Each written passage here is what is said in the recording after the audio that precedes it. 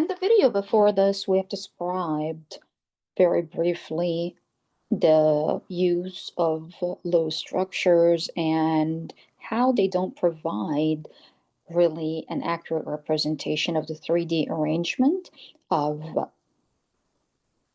atoms in a molecule in space. And we discussed very briefly also electron geometries. And to get the accurate molecular shape of the molecule, we're going to apply the valence shell electron pair repulsion theory, or the Vsepr theory. And according to Vsepr theory, there are three types of repulsions that exist in a molecule, and it's laid out right here in order of decreasing repulsion. So this is in order of decreasing repulsion. Now, note that the most repulsion will occur between a lone pair and a lone pair of electrons versus a lone pair and a bonding pair.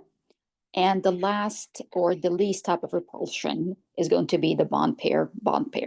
Now, another thing I wanted to mention for context is a pair of valence electron is simply localized over one atom rather than being shared in a covalent bond. So in this case, its effect for repulsion is going to be higher than a bond pair. And in addition, also a lone pair and spatially will take up more room, all right, because of its electron density being just concentrated on this one atom rather than being shared with other electrons. All right, so the goal right here with Vsepr that the molecule will rearrange itself in 3D to minimize these types of repulsions. And we will get, in this case, different molecular geometries based on these repulsions. Now, how can we apply Vsepr theory? These are the steps that we're going to go through. Of course, we're going to start with drawing our Lewis structure for the molecule of polyatomic ion. And then we're going to count the number of electron groups. And this again includes our lone pair and bond pairs around the central atom. All right, and then we are going to start with identifying the electron geometry. And in the previous video, we have identified the 5 types of geometries right here. So there are here 5 types of electron geometries. And then we're going to, based on the electron geometries, we're going to now go more into what is the molecular geometry given that one of the bond pairs or the bond is substituted by the lone pair. And I have broken down the molecular geometries down for you, and you are required to memorize the electron geometry, the molecular geometry, the angles. You're not required to memorize the examples. The examples are just for demonstration. All right. So let's start with the going over the molecular geometries or molecular shapes as defined by Vsepr. Now, first thing first, we're going to start with the linear electron geometry. So the linear electron geometry, as a reminder, had 2 electron groups. Okay, and for example, I have here carbon dioxide. We have here 2 electron groups, and we agreed before that the double bonds are going to be considered as 1 electron group, right? So let's label this 2 electron groups. The second thing, we have to identify the number of lone pairs. So right here, we don't have any lone pairs. So this, in this case, the molecular geometry is going to match the electron geometry, and it's going to remain linear. And when it comes to the bond angles, right, the bond angle right here is going to be 180 degrees which is linear. Now let's move on to the trigonal planar. Trigonal planar geometry consists of 3 electron groups. All right. And if I don't have any lone pairs, something like boron trifluoride right here, the molecular geometry will match the electron geometry. Is still trigonal planar, but now the angles are going to be 120 degrees as right here. And all the angles here are going to be equal. So this is 120 and this is 120 degrees. Now, if I remove one of the bond pairs and substitute it with a lone pair, such as sulfur dioxide or SO2, what I get right here is the lone pair. And because this lone pair right here, again, is more spread out in space and just being localized over the sulfur atom right here, it's going to be more spread out in space, kind of squeezing these two bonds down. And now the bond angles, instead of being 120, as effect of the lone pair, is going to be less than 120. And then how the molecular geometry is going to differ based on the lone pair, it's going to be a bent shape rather than a trigonal planar shape. So again, if we substitute the lone pair with the bond with one lone pair, the electron geometry is trigonal planar, molecular geometry now is different, bent, and the bond angles are less than 120.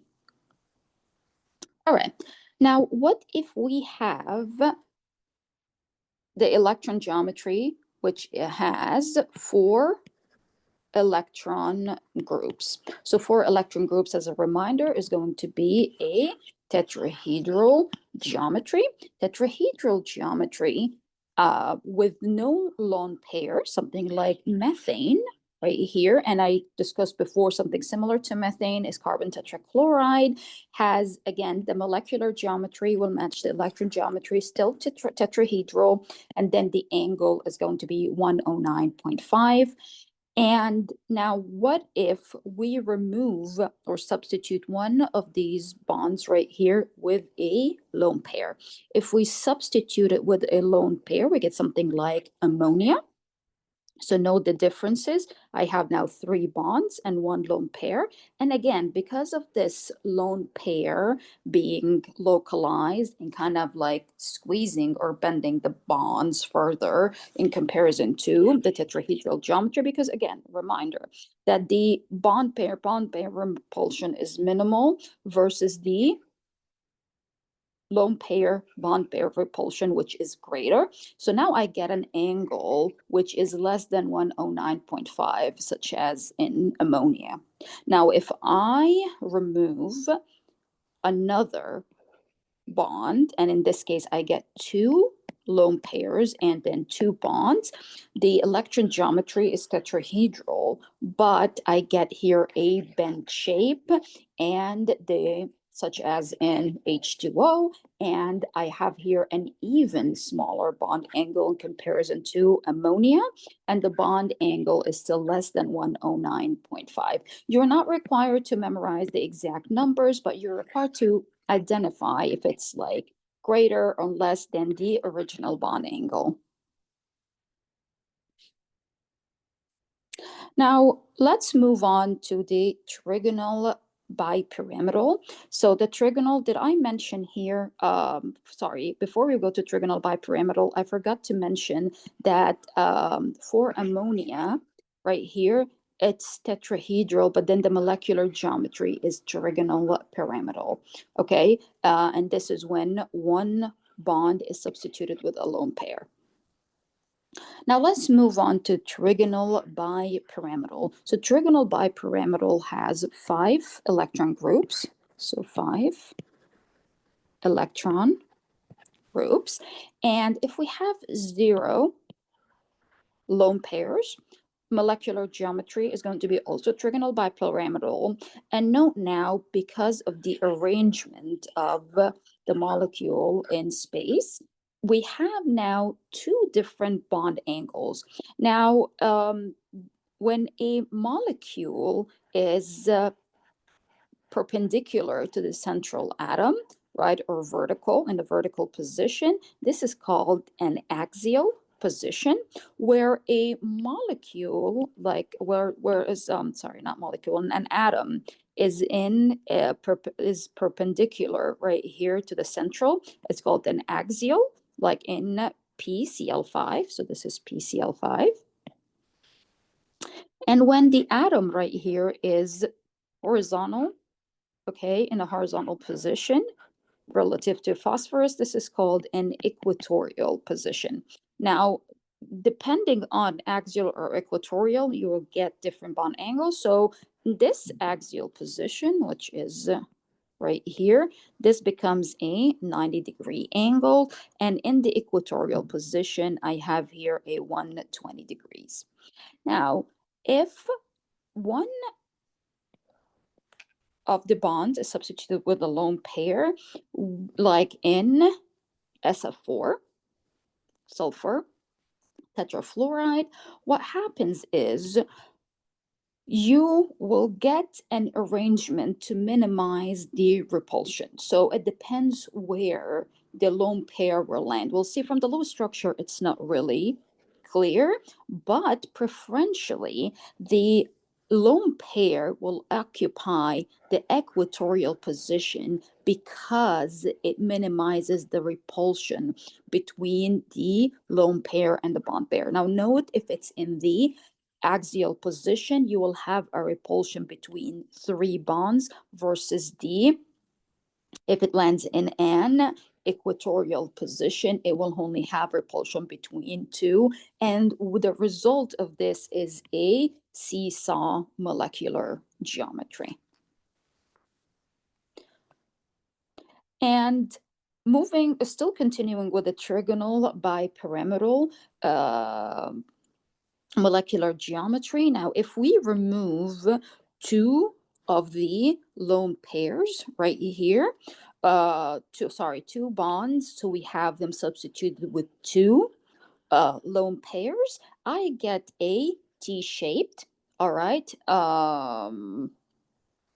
get a T-shaped molecular geometry. And now note that because of the effect of these lone pairs localized on the bromine, it squeezes the bond. So this is not really a straight line. So the bond angles kind of become greater than 180 in the axial position. And these angles right here in the equatorial become less than 90 degrees. Now, I also forgot to mention in the seesaw, because of how the lone pairs are arranged again in the axial versus the equatorial position, we agreed that the equatorial position is going to be the ideal scenario. Now, because of the effect of the lone pair, these now become less than 120 degrees, and the angles right here become less than 90 degrees. Sorry if I'm jumping around. I just want to make sure I'm clear on everything. And finally, if I have three lone pairs and only two bonds right here, which are all again in the equatorial position, because this minimizes the lone pair and the bond pair repulsion, I get a linear molecular geometry. And a linear molecular geometry right here has of course, like the linear geometry that we've spoken about before. And like in carbon dioxide, the bond angle is going to be, this is going to be here 180. So what happens is the repulsion of these lone pairs kind of like minimize the contortion of the bond, so it stays the fluorine, xenon, and the fluorine right here stay all in one plane. Now, the last molecular electron and molecular geometries, or the last electron geometry we're going to talk about is octahedral. And with the octahedral geometry, If I have, again, 0 lone pair, something like SF6, I keep referencing this example, the molecular geometry is still octahedral, and now the bond angle is going to be a 90 degrees. So it's going to be a 90 degrees in all directions. Now, if I choose to remove one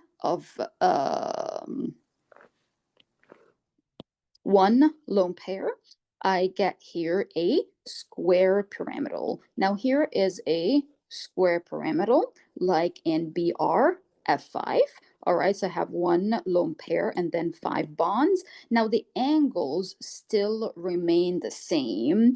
And by the way, it does not matter where does the lone pair land, because all positions in an octahedron are going to be the same versus the trigonal pyramidal position. I just wanted to be clear on that. And if I go ahead and remove 2 of the bonds and substitute them with 2 lone pairs, now I get a square planar geometry, something like xenon tetrafluoride. And again, the angles, note the angles here all stay consistent, which are 90 degrees. All right, now let's apply Vsepr to some of these molecules, and let's see how we're going to draw them out. So starting with SeBr3+, so this ion right here, and let's count the number of electrons. So selenium is in group 16, so 6 valence electrons, plus 7 times 3, so bromine is in group 17, and we have here 7 valence electrons times 3, and then we're going to subtract 1. So this is valence electrons, and this is going to give me 26 electrons. Okay, and selenium is going to be the central atom, right? And we're going here to draw out the bromines. So it's going to be bromine, bromine, bromine. Do not forget the charge for the polyatomic ion. And then I will subtract 6 electrons and get here 20 electrons. All right, and then the rest of the electrons are going to be distributed to complete the octet of the bromine. So 2, 4, 6, 8, 10, 12, 14, 16, 18. All right, and then we have 2 electrons left. So in this case, they will go on the central selenium atom. All right, so in this case, let's now determine what is the electron geometry. So we can say that electron geometry based on the number of electron groups. So electron groups, as a reminder, include both the both the bond pair and the lone pair. So we have here 1, 2, 3, 4. So this becomes, so if it's 4 electron groups, therefore I have a tetrahedral geometry. Okay, now what about the molecular geometry? Now the molecular geometry is going to be based on the number of lone pairs and bond pairs. So I have here 3 bond pairs and 1 lone pair. We can go back to our table right here. So if I have 1 lone pair, right, I have something similar to ammonia. So this becomes a trigonal pyramidal geometry. And so this becomes here trigonal pyramidal.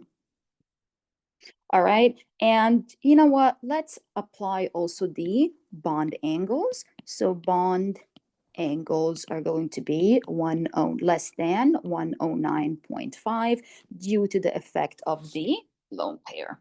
Now let's work on another ion here, IBr4 minus. All right, and let's count the valence electrons. So iodine is in group 17, so 7, plus bromine is in the same group 17, 7 plus 4. And then do not forget the negative charge, plus 1. This gives me 36 valence electrons. So I'm going to draw here I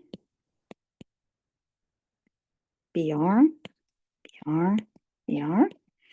All right, and we will subtract 2, 4, 6, 8, so 36 minus 8 is going to give me 28 valence electrons. 28 electrons, and I'm going to use these electrons to complete the octet of the bromines. All right, and I used here x times 4. All right, so I have 4 electrons remaining. So if I have here minus 24 electrons, which I used to complete the octet, I get here 6 electrons left. Now these 6 electrons are going to go on the iodine central atom. So if they go on the iodine central atom, let's now look at the electron geometry. So the electron geometry here is 1, 2, 3, 4, 5, 6. It becomes octahedral. Okay, and if I now have 2 lone pairs and 4 bonds, let's go back here. So it becomes, if I have 2 lone pairs, I have a square planar geometry. So it becomes here. So here, molecular geometry is square planar, and here the bond angles are not going to change. It's going to be 90-degree angles. Now, what if we have something complex like organic molecules, for example, complex organic molecules or larger molecules in general? What do we do in this case? What do we do is we will look at each interior atom separately and try to assign electron groups and determine based on that the electron geometry and the molecular geometry. And this example really kind of tells the whole story, where you can see here, this is the skeletal structure of an amino acid, glycine, and how it is arranged in 3D space. So let's go, and right here in this table, you can see that there are all the information is laid out. So the atoms, or the interior atoms of interest are going to be the nitrogen, the carbon, and the oxygen over here. So let's start left to right. So we start here with the nitrogen. The nitrogen specifically has 1, 2, 3, 4 electron groups. Therefore, the electron geometry will be tetrahedral.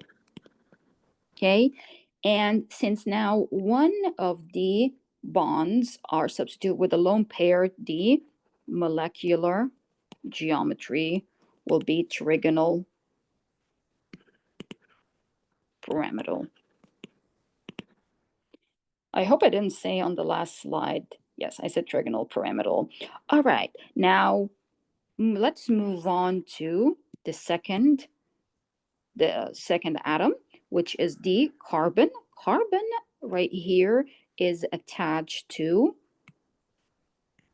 4 electron groups, all are bonds. So the electron and molecular geometry is going to be tetrahedral. Okay, and you can see in the table right here, tetrahedral. Now, moving on to this carbon right here. So this carbon right here, and let me remove all this so it's clear to you. Now this carbon right here has 1, 2, 3 bonding 3 electron groups around it, and because it has 3 electron groups, the electron geometry is going to be trigonal planar. And since there are no lone pairs, the molecular geometry is going also to be trigonal planar. All right, now last but not least, we have the oxygen right here. All right. And for this oxygen right here, we have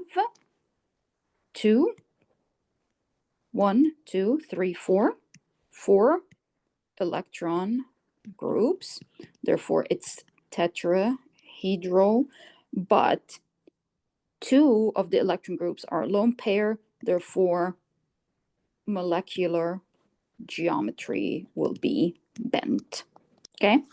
Now let's also apply this to an example and see how we can assign the electron and molecular geometries, just to make sure we understand this. And we'll start by identifying the atoms. Of course, this will be more specified to you on assignments or tests.